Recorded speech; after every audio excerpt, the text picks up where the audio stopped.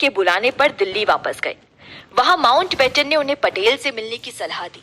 उनके कहने पर वो अगले दिन यानी 10 अगस्त को सरदार पटेल से मिलने पहुंचे, जिन्हें उनके इरादों की खबर पहले ही जोधपुर के दीवान के हाथों मिल चुकी थी।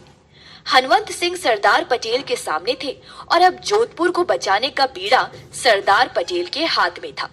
पटेल और हनवंत सिंह के बीच उस दिन एक औरंगजेब रोड बंगले पर जो मीटिंग हुई, उसमें पटेल ने ये साफ साफ जाहिर करते हुए हनवंत सिंह से कहा कि उन्हें माउंटबेटन और जिन्ना से हुई उनकी मुलाकातों की खबर है। उन्हें ये भी पता है कि वो आजाद रहकर अपना देश चलाना चाहते हैं, लेकिन साथ ही उन्होंने जोधपुर हिज हाइनेस को 2 टूक शब्दों में ये वार्निंग देते हुए कहा कि अगर जोधपुर की जनता उनके इस फैसले के खिलाफ जाती है तो वो भारत सरकार से कोई उम्मीद ना रखे। जिन्ना से मिलने वाली सहूलियतों का जिक्र करने पर सरदार पटेल ने वो सारी सहूलियतें देने का वादा करते हुए उन्हें कड़े शब्दों में ये जाहिर कर दिया कि अगर भारत के अलावा कोई भी और ऑप्शन चुनने के बारे में उन्होंने सोचा भी तो उसके अंजाम उनके लिए शायद अच्छे ना हो।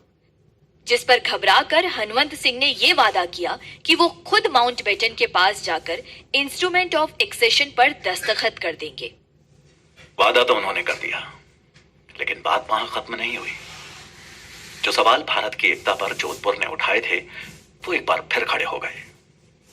11 अगस्त 1947 सुबह 10 बजे महाराज हनवंत सिंह वाइसराय लॉज पहुंचे, जहां उनकी मुलाकात बीपी मेनन से हुई, जिनसे बातों ही बातों में वो इतने नाराज हो गए कि उन्होंने मेनन पर अपनी रिवॉल्वर तानकर उन्हें जान से मारने की धमकी दे डाली। मगर फिर वाइस रॉय के आने पर सिचुएशन जब थोड़ी संभली तो वो इंस्ट्रूमेंट ऑफ एक्सेशन पर साइन करने के लिए तैयार हो गए। महाराज हनवंत सिंह की तरफ से यह सुनने में आता है कि मेनन और महाराजा के बीच बात इतनी बढ़ जाने की वजह थी कि मेनन ने उन डॉक्यूमेंट्स को छुपा लिया था जिनमें सरदार पटेल एक दिन पहले ही हनवंत सिंह की शर्तों को मानकर हां कर चुके थे। महाराजा की बायोग्राफी के मुताबिक मेनन चाहते थे कि महाराजा से इंस्ट्रूमेंट ऑफ एक्सेशन पर दस्तखत बिना उनकी शर्तों को माने ही ले लिए जाए, लेकिन महाराजा हनवंत सिंह अपनी प्रजा को भूखा मरने देने के लिए तैयार नहीं थे। एक मकान भी अगर आप बेचते हैं तो उसकी सही कीमत पाने के लिए हर मुमकिन कोशिश करते हैं। हनवंत सिंह भी तो वही कर रहे थे। रेगिस्तानी रियासत जोधपुर, जहां उस वक्त अकाल पड़ना एक बहुत ही आम बात थी, के लिए बेहद जरूरी था कि भारत सरकार के हाथों में उसे सौंप देने से पहले यह डिसाइड कर लिया जाए कि वहां की प्रजा की रोजी रोटी पर कभी कोई आंच नहीं आएगी। रही बात मेनन पर गुस्सा करने की, तो अपनी गलती मानते हुए हनवंत सिंह ने बाद में मेनन को जोधपुर से चुनाव लड़ने का ऑफर भी दिया था, जिसे मेनन ने पोलाइटली मना कर दिया था, और इस तरह जोधपुर हिंदुस्तान की सरजमीन का हिस्सा बन गया, हमेशा हमेशा के लिए। लेकिन जंग अभी खत्म नहीं हुई थी। भोपाल, हैदराबाद, जूनागढ़, कश्मीर, अभी तो मेनन और सरदार पटेल को बहुत लंबी लड़ाई लड़नी थी, हिंदुस्तान को एक कड़ी में पिरोने के लिए। भाई तो बताना है आपको हमारे Kuku FM originals from 562 princely states to one India के 5वें एपिसोड में जरूर सुनिएगा। कोको एफएम पर सुने जो मन चाहे।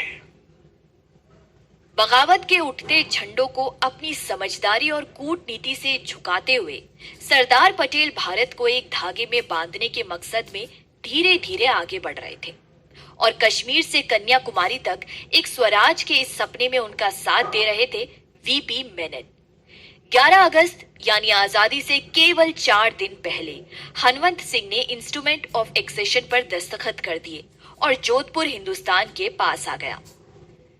25 जुलाई को लॉर्ड माउंटबेटन ने दिल्ली में पहली बार सभी राजे रजवाड़ों की बैठक बुलाई। इसमें 75 महाराजा और नवाबों के अलावा 74 राजा महाराजाओं के रिप्रेजेंटेटिव्स शामिल हुए थे। विलय से बचने के लिए बैठक में उन्होंने माउंटबेटन के सामने अजीब और हास्यास्पद बहाने बनाए। एक राजा ने पूछा कि अगर उन्होंने भारत में रियासत का विलय कर दिया तो क्या जंगलों में शेर का शिकार करने का उनका अधिकार बना रहेगा। एक रियासत के दीवान ने बहाना बनाया कि राजा समुद्र की यात्रा पर है, मगर माउंटबेटन ने बहुत ही साफ और बेहद कम लफ्जों में एक बात वहां मौजूद हर एक राजा, महाराज और नवाब को समझा दी कि जितनी जल्दी वो भारत या पाकिस्तान में मिलने का फैसला कर ले उतना बेहतर है, वरना आने वाला कल उनके लिए मुश्किल हो सकता है। 15 अगस्त 1947। जगह गुजरात में जूनागढ़। जूनागढ़ के नवाब ने जो किया,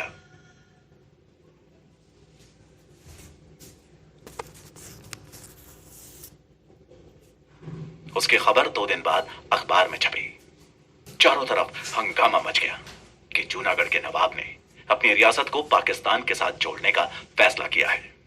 भारत सरकार को इस तरह अखबारों से पता चला कि जूनागढ़ की 3,337 स्क्वायर मील जमीन पर अब पाकिस्तान का कब्जा होगा।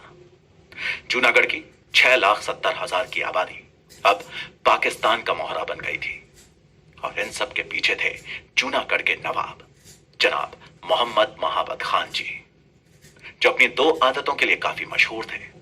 एक, जानवरों स्पेशली कुत्तों से अपनी मोहब्बत के लिए, और दूसरा, नाच गाने के लिए अपनी दीवानगी के कारण।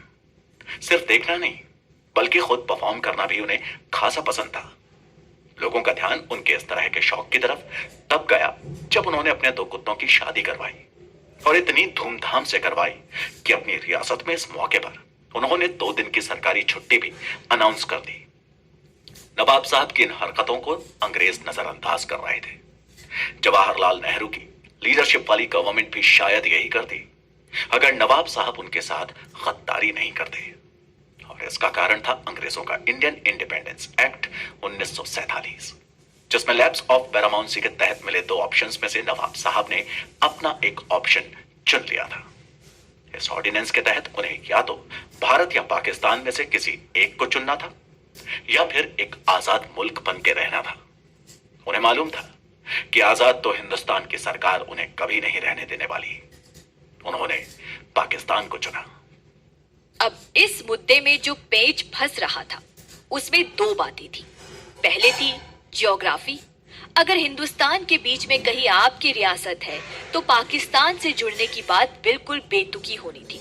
और दूसरी थी मेजॉरिटी ऑफ पॉपुलेशन, जो कि हिंदू थी। इसलिए नवाब साहब ने तो अपनी रियासत को पाकिस्तान से जोड़ने का फैसला कर लिया था, लेकिन रियासत के आवाम का फैसला क्या था ये किसी को मालूम नहीं था। होता भी कैसे, अभी तक उनसे किसी ने पूछा ही नहीं था। जूनागढ़ जैसी रियासतों के इन फैसलों से देश बड़ी मुश्किलों में फंस गया, जिन्हें हल किए बगैर आगे बढ़ना मुश्किल हो गया। जवाहरलाल नेहरू, वीपी मेनन और सरदार पटेल काफी पशोपेश में थे। जूनागढ़ के मुद्दे पर क्या किया जाए, इस बात का फैसला करने के लिए 17 जुलाई 1947 को राष्ट्रपति भवन में एक कैबिनेट मीटिंग बुलाई गई। लेकिन मीटिंग से पहले ही इसे थोड़ा पर्सनली डिस्कस करने के लिए माउंटबेटन ने नेहरू, पटेल और वीपी मेनन को अकेले में मिलने के लिए बुलाया। इस बुलावे ने इतिहास का पूरा रुख ही बदल दिया। जूनागढ़ के फैसले से खफा सरदार पटेल ने माउंटबेटन से कहा कि आज हमें फैसला करना होगा कि हिंदुस्तान के शरीर पर लगे जूनागढ़ के घाव को रिसने दे, सड़ने दे, उसमें मवाद पड़ने दे या उसका इलाज करवाए। नेहरू ने भी उनकी बात को सपोर्ट करते हुए बेटन से पूछा, मिस्टर माउंटबेटन, सरदार एकदम ठीक कह रहे हैं।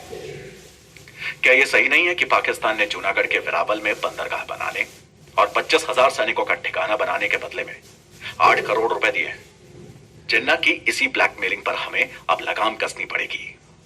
सरदार पटेल ने जूनागढ़ में मिलिट्री एक्शन की वकालत करते हुए कहा कि अगर जिन्ना की इस ब्लैकमेलिंग को जल्दी ही रोका नहीं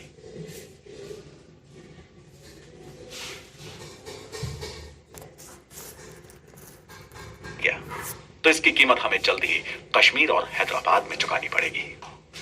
मगर लॉर्ड माउंटबेटन इससे राजी नहीं थे। उनकी राय में जूनागढ़ का पाकिस्तान के लिए कोई महत्व ही नहीं था। पाकिस्तान की असली नजर थी दुनिया का स्वर्ग और भारत माता का मुकुट कहे जाने वाले कश्मीर पर। अगर हिंदुस्तान ये कहता कि जूनागढ़ में हिंदू ज्यादा हैं, इसलिए जूनागढ़ का नवाब पाकिस्तान में जाने का फैसला नहीं कर सकता, तो पाकिस्तान ये कह सकता था कि कश्मीर में मुसलमान ज्यादा हैं, इसलिए वहां का हिंदू राजा भारत में जुड़ने का फैसला नहीं कर सकता। माउंटबेटन ने बहुत स्ट्रॉन्ग लॉजिक दिया था।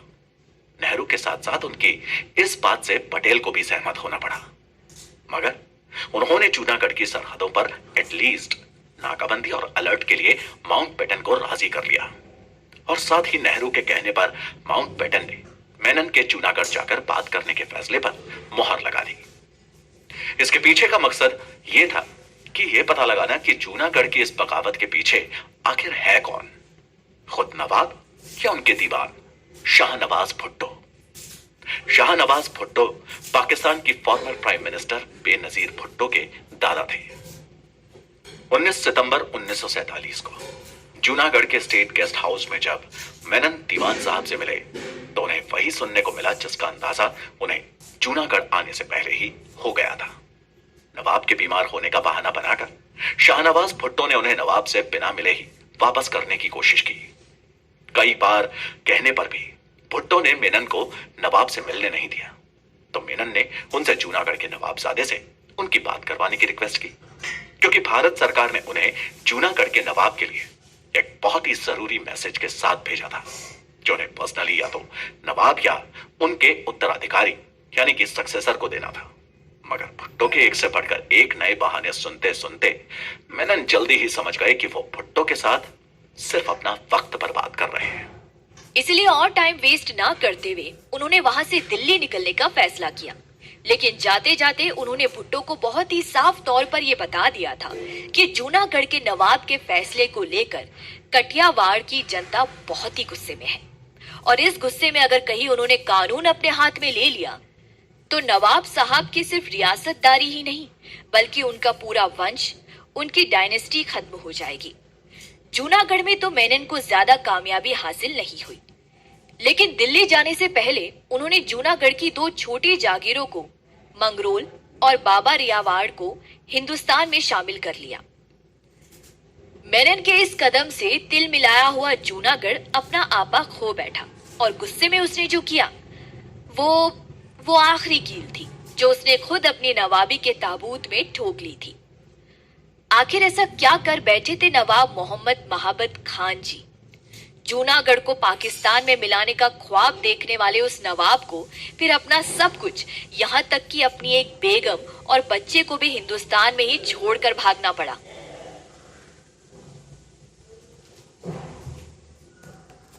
जूनागढ़ के पाकिस्तान में मिलाए जाने की कवायद से बौखलाई हुई भारत सरकार ने वीपी मेनन को जूनागढ़ भेजकर वहां के नवाब से इस सिलसिले में बात करनी चाहिए, जिसे वहां के दीवान शाहनवाज भुट्टो ने फालतू के बहाने बनाकर मुमकिन नहीं होने दिया।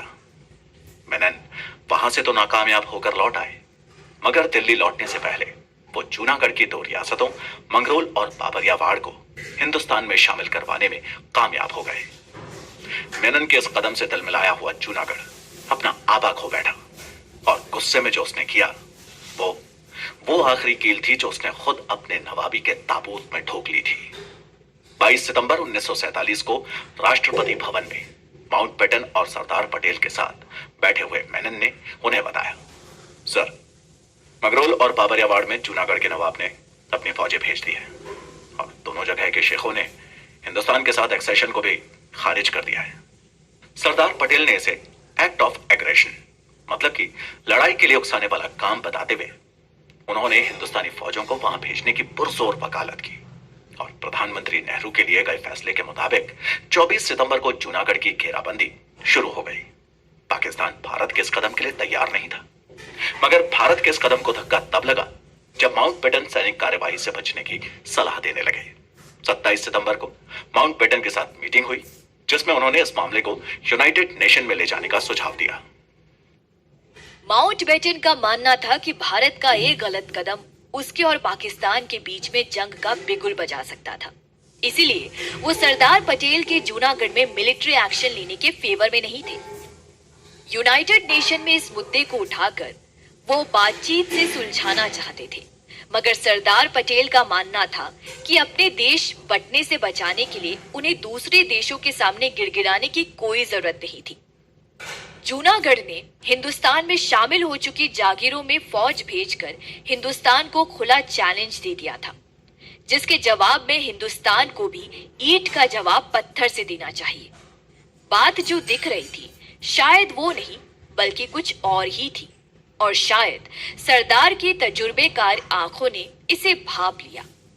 आखिर ब्रिटिश गवर्नमेंट को अपना फायदा भी तो देखना था, और वो फायदा था रिटेंटिंग कॉलोनियल पावर। ब्रिटिश इंडिया को काट कर दो मुल्कों में बांट देने की वजह भी तो यही थी, ताकि अफगानिस्तान और सेंट्रल एशिया पर ब्रिटिश कंट्रोल बना रहेगा। और कुछ ऐसे ही इरादे उनके भारत और पाकिस्तान में भी थे। मगर सरदार पटेल भी तो आयरन मैन थे। उन्होंने माउंटबेटन की एक नहीं सुनी और जूनागढ़ की सरहदों पर हिंदुस्तान की फौजों की मौजूदगी कायम रखी। अब सरहदों के बाहर से जूनागढ़ हिंदुस्तानी फौजों से घिरा हुआ था, वहीं अंदर से उसकी अपनी जनता नवाब के पाकिस्तान में मिलने के फैसले के खिलाफ बगावत कर रही थी। नवाब साहब घबरा गए।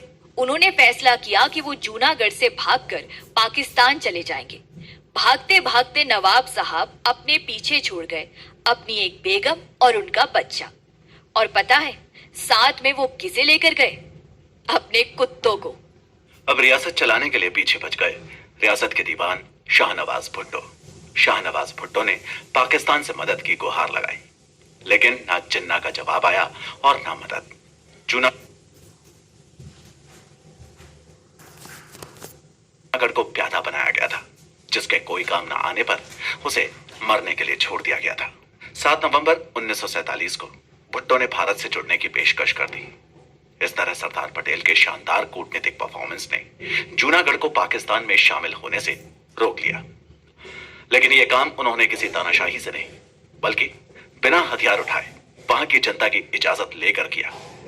फरवरी 1948 में उन्होंने जूनागढ़ में रायशुमारी यानी रेफरेंडम की मदद से यह तय किया कि उसका भविष्य हिंदुस्तान होगा या पाकिस्तान। हिंदुस्तान को 1,19,000 वोट मिले, जबकि पाकिस्तान को महज 91। जूनागढ़ के नवाब महाबत खान जी दरअसल ऐसे देसी राजा महाराजाओं में से थे जिनके बारे में टाइम मैगजीन ने 1947 में लिखा था कि इनकी रियासतों में भारत की 25% आबादी रहती है। इन राजा महाराजाओं के पास एवरेज 11 उपाधियां यानी टाइटल्स, 6 पत्नियां, 13 बच्चे और 4 रोल्स रॉयस होती थी। इनमें से ज्यादातर रियासतों ने अंग्रेजों के जाने के बाद खुद को एक आजाद मुल्क बनाने का सपना देखा था, और इसका खुला ऐलान देश के दक्षिण में मौजूद रियासत त्रावणकोर ने किया था।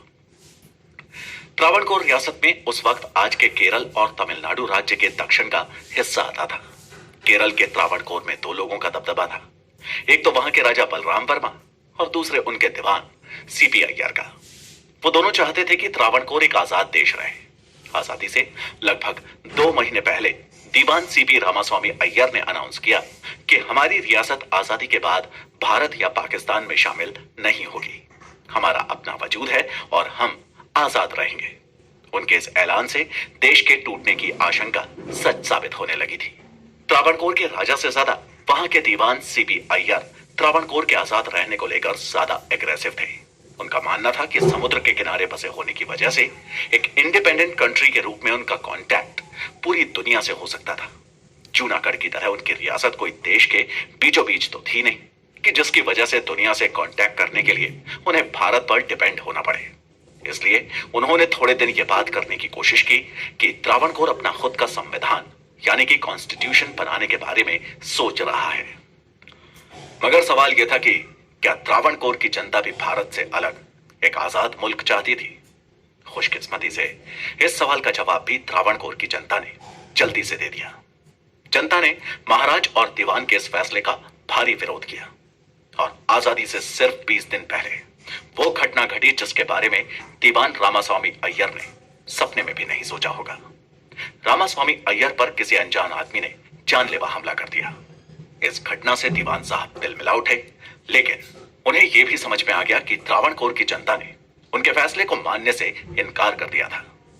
आखिरकार महाराजा ने आजादी के केवल 3 दिन पहले वाइसरॉय लॉर्ड माउंटबेटन को तार भेजा, जिसमें लिखा था कि हम भारत में शामिल होने के लिए तैयार हैं, और उन्होंने इंस्ट्रूमेंट ऑफ एक्सेशन पर दस्तखत कर दिए। लेकिन इससे भारत के प्रधानमंत्री की मुश्किलें खत्म नहीं हुई। हिंदुस्तान के ठीक बीच में एक रियासत थी, भोपाल। वहां के नवाब ने तय किया कि या तो हम आजाद रहेंगे या वो पाकिस्तान में शामिल हो जाएंगे। भोपाल के इस नवाब का नाम था हमीदुल्लाह खान।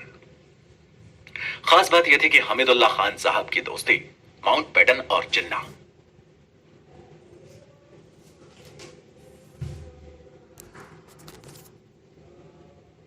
दोनों से बड़ी गहरी थी। भले ही माउंटबेटन उन्हें भारत का हिस्सा बनने के लिए कह रहे थे, लेकिन जिन्ना से उनकी दोस्ती को देखते हुए भारत को इसकी उम्मीद बहुत कम थी। फिर ऐसा क्या हुआ कि जिसने बाजी पलट दी और भोपाल हिंदुस्तान की गोद में आ बैठा। न सिर्फ गोद में बैठा, बल्कि इसके बाद सरदार पटेल और हमीदुल्लाह खान के बीच खतों के जरिए इस मुद्दे पर जो बात हुई, उसने इंसानियत और अच्छाई में नवाब साहब का यकीन और बुलंद कर दिया। ये सब मैं बताऊंगा अगले एपिसोड में। बने रहिए हमारे साथ। हिंदुस्तान का दिल मध्य प्रदेश, और इस मध्य प्रदेश में धड़कन बन के धड़कता भोपाल। भोपाल के नवाब की कई ऐसी ख्वाहिशें थी जिनका पूरा होना एक बहुत बड़ा चैलेंज था।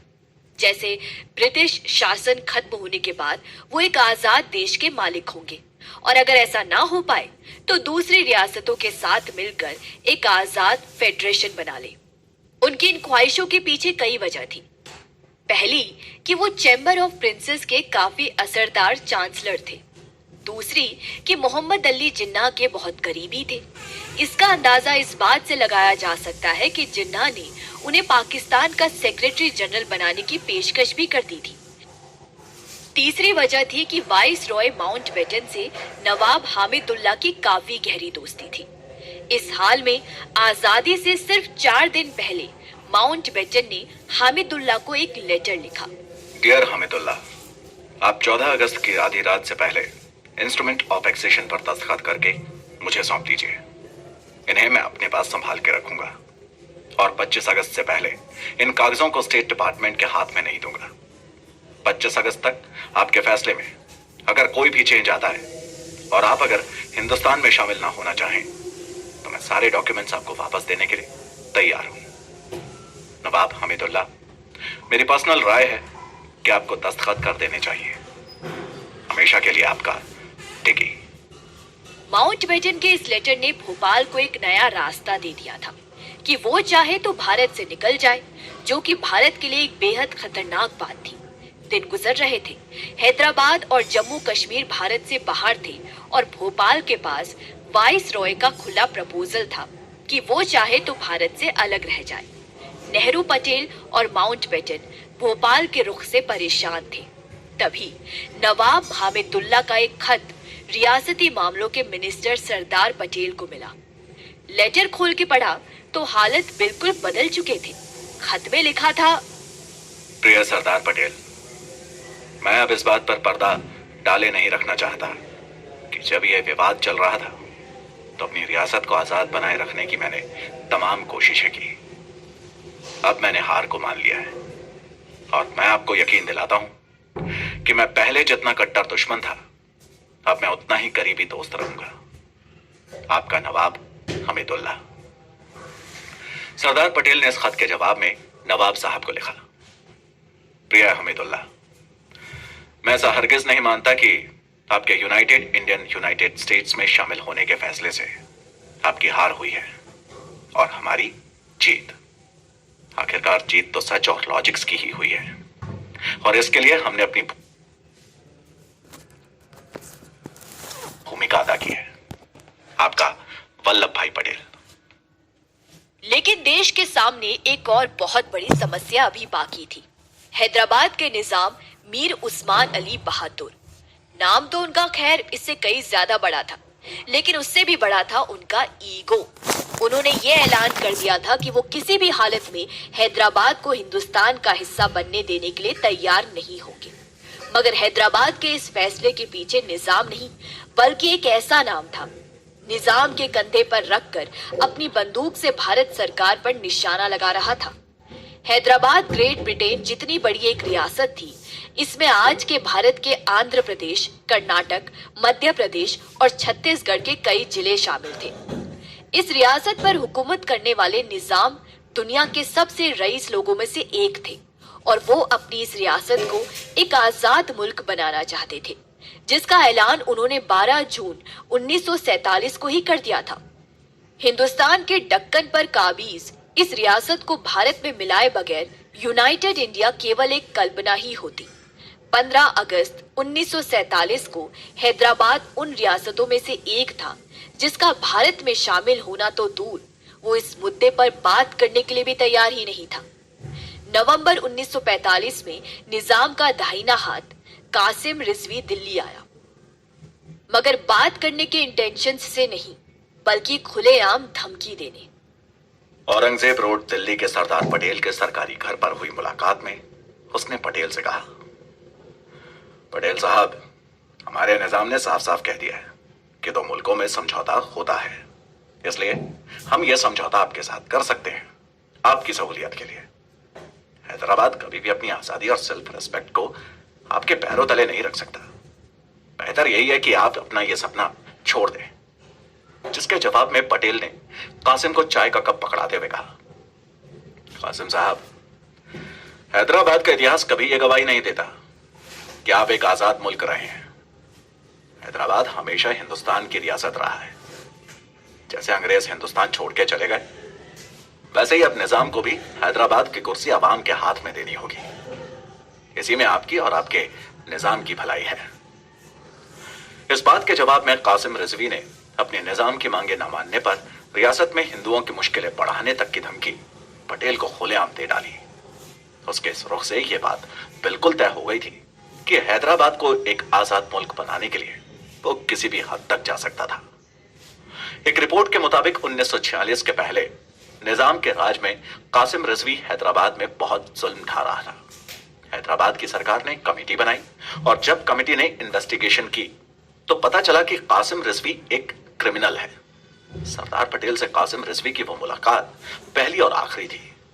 कासिम रिजवी मजलिस-ए-इत्तेहादुल मुस्लिमीन पार्टी का नेता था, जिसने रजाकार नाम से हथियारबंद लोगों का एक गिरोह बना रखा था, जिनकी मदद से वो रियासत में खुलेआम मजहबी दंगों, लूटपाट, हत्या और बलात्कार जैसी घटनाओं को अंजाम दे रहा था। निजाम और उसकी सरकार नवंबर 1947 तक आते आते पूरी तरह से इनकी गिरफ्त में थी। कासिम ने यह ऐलान कर दिया था कि हुकूमत को चलाने में हिंदुओं का कोई रोल नहीं होगा। उन्हें रहना है तो मुसलमानों की हुकूमत के नीचे ही रहना पड़ेगा। उसके इरादे साफ थे कि हुकूमत तो सिर्फ मुसलमान ही चलाएंगे। अपनी इस मजहबी गुंडागर्दी को हैदराबाद पर पूरी तरह से लागू करने के लिए उसने एक बहुत बड़ी फौज बनाई। एग्जैक्टली वही रजाकार जिनकी मदद से उसने हैदराबाद की जनता का जीना मुश्किल कर दिया था। उसने नवाब के आसपास भी सब अपने ही लोगों को भर दिया था। वहां वही हो रहा था जो नवाब नहीं, कासिम रिजवी चाहता था। लेकिन फिर भी बड़ी मुश्किल से भारत सरकार ने हैदराबाद के साथ एक स्टैंड स्टिल एग्रीमेंट साइन किया, जिसका मतलब था कि वो काम जो हैदराबाद और बाकी हिंदुस्तान में होता था और जैसे भी होता था वो 1 साल तक वैसे ही चलता रहेगा। लेकिन नवाब ने इंस्ट्रूमेंट ऑफ एक्सेशन साइन करने से बिल्कुल मना कर दिया, जो भारत के लिए गले की हड्डी बनके अटक गया था, जिसे ना तो उगला जा सकता था और ना ही निगला। यानी उसके बगैर हैदराबाद हिंदुस्तान में शामिल नहीं हो सकता था। स्टैंड स्टिल एग्रीमेंट की स्याही अभी सूखी भी